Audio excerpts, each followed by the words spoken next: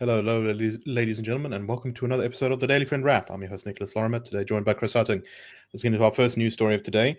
And I think we could all see it coming once the announcement that Flyod Shivambu was no longer going to be the Secretary General of MK was announced by Jacob Zuma. Flyod, there were many questions as to what he would do now that he was demoted to being an ordinary MP of MK. And Zuma had been making a lot of noises in the past couple of days about how MK wasn't obsessed with any one Secretary General and we didn't fall over ourselves and we're a serious party because we get rid of our Secretary Generals when we don't like them. I believe there have been 7 different people who have been the Secretary General of MK since its formation in 2023. Anyway, Flyod has announced that he is going to be starting his own new political party. Well, as these things go, he hasn't quite said that. He said that he is beginning the consultation process to explore creating a new political party. He, however, insisted that he has not resigned from Mkhonto weSizwe and that he will never resign from Mkhonto weSizwe, following in the footsteps of his current political leader, Jacob Zuma, who, of course, said the same thing about the ANC.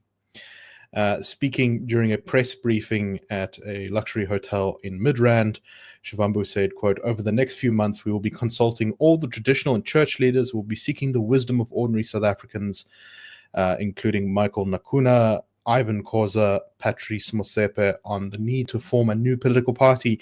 If yes, what should be the values of that party and what should distinguish it from other political parties?" So it seems as if the far left in South Africa is going to have another competitor on the scene. I'm a little bit skeptical, though, that this is going to make a huge splash, but I think this is definitely a setback for MK. My sense, Chris, and tell me if you agree with me, is that MK will, they had an opportunity to expand their reach, I think, beyond KZN, and the appointment of Flyod Shivambu as the Secretary General was perhaps a sign of them trying to do that. I wonder whether that's really going to work now. What do you make of this? Yeah, I think not only a setback for MK, but for Mr. Shivambu's political ambitions themselves, where he was second in command to Julius Malema at the EFF, and then perhaps saw an opportunity where MK, after the last year's elections, being the third biggest party, with a very old leader, maybe Mr. Shivambu saw a gap there for himself in terms of building the structures, building the sort of organizational, difficult work that MK would need as a very new, very young party, and that by doing so, he would secure his own potential leadership of MK in the in the medium to long term. But all of that now scuppered. It's interesting how his announcement today echoed some announcements by Zuma as well, where Zuma will continue to say he didn't resign from the ANC, so he still sees himself as part of the real ANC, wanting to make the ANC great again, as it were, in the guise of MK. So perhaps Mr. Shivambu, whatever his new political party is, will say the same thing. He wants to make MK what it could have been if it hadn't been for all these unscrupulous people surrounding President Zuma, former President Zuma, who is, of course, without flaws.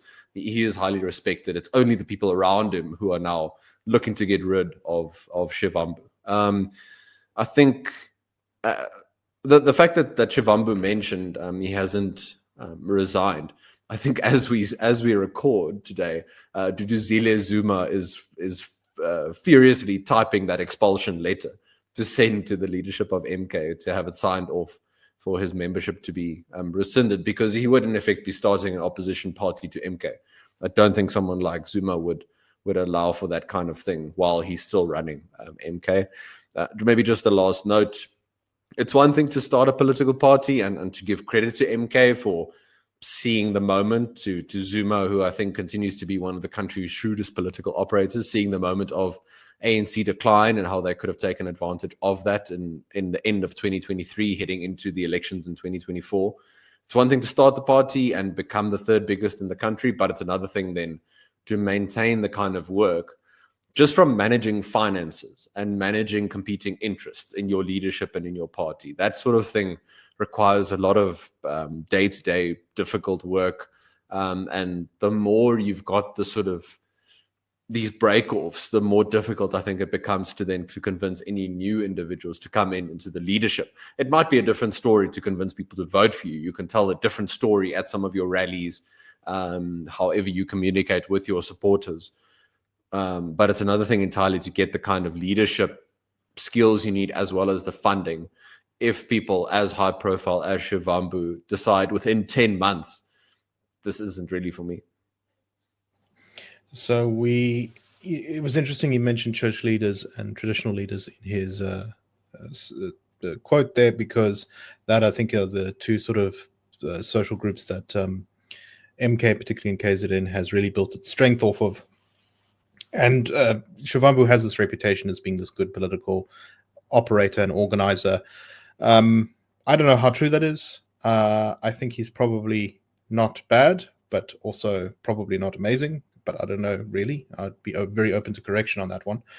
And I wonder now whether he's going to try and nab some of that MK support outside of Zulu-speaking areas of South Africa. So if you go outside the provinces to places which don't have large Zulu-speaking populations, you see MK still all over the country managed Limpopo, 1% of the vote, Northwest, 2% of the vote, Free State, 2% of the vote, 1.5% in Eastern Cape.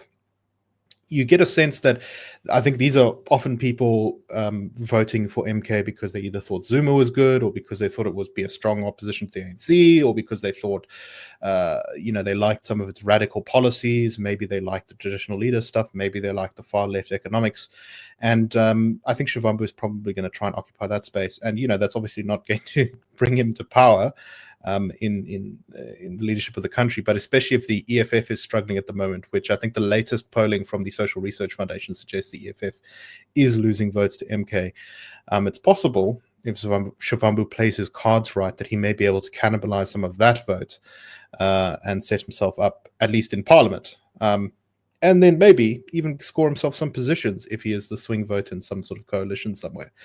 But this is a continuing fragmentation of our politics. And while I don't expect him to do well, he might well manage to get himself a seat somewhere, or at least get some councillors elected. We shall see. Okay, let's move on to our next story. Municipalities across the country, many of them receive very bad marks from the Auditor General, who says that they are not very good at tracking their finances, doing the paperwork, crossing the T's, dotting the I's, and making sure that all the money is accounted for. Huge percentages of our municipalities receive these qualified audits, saying that basically the standards of what the money tracking are not being adhered to. There's lots of wasteful and fruitless expenditure. Well, it's not just that they're spending the people's money badly in government. Many municipalities are not even paying the Auditor General, who they are supposed to pay in order for this auditing to take place. According to the Freedom Front Plus's Voter Vessels, who is the chair of Parliament's Standing Committee on the Auditor General, municipalities across the country owe a cumulative around 1 billion rand to the Office of the Auditor General. Most of the biggest culprits being in the Free State, Northwest, and Northern Cape provinces that often have badly run municipalities. Chris, on one hand, this is sort of no surprise, right? Like, obviously, if a municipality is completely dysfunctional, it's not going to pay something like the Auditor General's fees, especially when those reports are just going to make them look bad.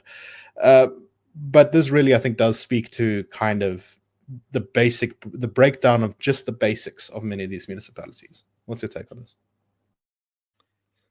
So earlier this year, I think not that much earlier than what we're talking now, but in May of this year, we at the CRA published one of our macro review reports. And in that report, we looked at the state of municipalities and local government in South Africa. And one of the phrases we figured out to talk about the effect of non-efficient, or at least in many cases, even on a basic level, non-functional municipalities, is you have national government talking about 3% growth, and you want to connect everyone to each other. You want small, medium businesses to flourish across the country. But if your municipalities don't function at a very basic level, including paying what they should pay to an Auditor General and to Eskom, we refer to them as sand in the gears of the economy. So the impact on citizens, on businesses in those municipalities. It's a little surprise then that we have such low economic growth across the board, as well as high unemployment. When you've got ratepayers under more and more pressure because of higher rates that are implemented by under pressure municipalities, but then those same ratepayers and businesses don't get the services for which they pay, it just becomes a real vicious cycle. I know in the city of Joburg alone, according to the latest estimate from the mayor himself, the latest mayor, Mr. Morero, the city of Joburg needs over 200 billion rand to deal with its infrastructure backlogs.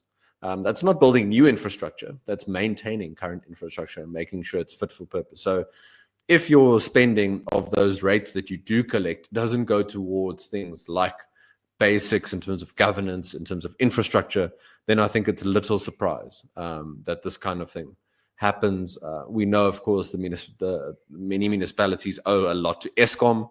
That in turn impacts Eskom's fiscal position, not to give them a get out of jail free card, but when they are owed, for example, over 100 billion rand by municipalities, that impacts their balance sheet and their ability to provide electricity to South Africans. So yeah, when municipalities don't function, it really has a very long-term, deep negative effect on economic activity and quality of life in the country. All right, let's move on to our next story, and this is about NAHAWU, a group of former members of the National Education, Health and Allied Workers Union, which is one of the COSATU unions. NAHAWU said that they are going to form a breakaway union. The media reporting suggests that there are at least 100 former members of this union. They say that they have already signed up 1,000 people, and that this was because NAHAWU, quote, is no longer controlled by its members.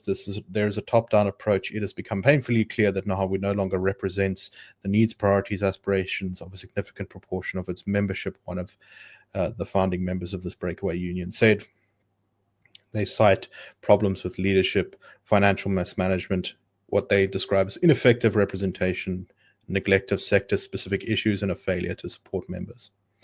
Now, I don't know if this union is really going to take off or be a serious competitor to NAHAWU, but I think this is part of the broader trend that we've seen in South African politics, just as we're actually seeing in our politics now. In that first story, you see political parties splintering. Well, we're seeing that in our unions too. There was a time in the 90s when COSATU was not the only the federation or the only group of unions in the country, but it was overwhelmingly dominant. It had lots of political power. It had very large membership. It had this close relationship with the ANC government. It was just a real force in society. And that has diminished over the years. It's faced lots more competition. Groups like AMCU, the Construction and Metal Workers Union, I think is the full name, in Northwest, who were involved in the Marikana strikes, the infamous Marikana strikes. There've been a number of other breakaway unions, of course. NUMSA, once the biggest union in COSATU, has broken away to sort of do its own thing. So this really seems to be the continuation of a trend that the union space is breaking up into much smaller pieces, which is probably a good thing in my opinion. Unions being these major political forces that sort of shift government and decide policy by themselves and help write legislation, as the unions had a very big impact on our very negative labor legislation laws, has not been good for the country. And now we perhaps are going to see unions return to being more focused on what they're actually supposed to do, which is representing the interests of their workers in specific sectors and specific businesses. What do you make of this, Chris? Yeah, I think that the long-term decline, both of the impact of unions as well as the membership numbers, should tell the management and leadership structures of those unions something. As is often the case with big labor and big government, they don't take the lessons that they should do from when their support declines. We see this with the ANC, which has declined from 57% in 2019 to now just above 40%. In 2004, they were almost at 70, they were around 70% on their own. So if you talk about over time how a political party like the ANC has declined, now you talk about unions. If they aren't offering their members the kind of value that they should be doing, and being that kind of productive bulwark to some things, but also productive in terms of just their policy inputs and the interest of their members in other ways, then I think you shouldn't be surprised that you see more and more splintering, because there's just a smaller pie for them to vie over in terms of potential members. Also, as the economy just declines, fewer people are unfortunately employed. One of the unions I think that has done relatively well from a PR, comms, and an impact for its members from those particular points of view or metrics is Solidarity. And there's some lessons there that other unions could take from what Solidarity has done, where, for example, they stridently and regularly argue against the NHI and the impact that it will have on members' healthcare benefits. What about the opportunity for other unions like COSATU, NEHAO, whichever other ones there are, to have a similar kind of impact and to show what kind of productive role they could be doing? So let's see if any other breakaways do have any more longer term positive impact, because I think the trend line is just less and less of a role for a sort of union movement in the country. That will have its benefits definitely for business and also for government when they try and reform some of the public sector entities like Eskom and Transnet specifically. On the other hand, you then wonder about some other shoring up of civil rights and individual rights that could be lost if you don't have a vibrant union body that is accountable to its members. All right, that is all the time we have for today. We hope that you found this show interesting, and we will be back tomorrow on The Daily Friend Show. Cheers, everyone.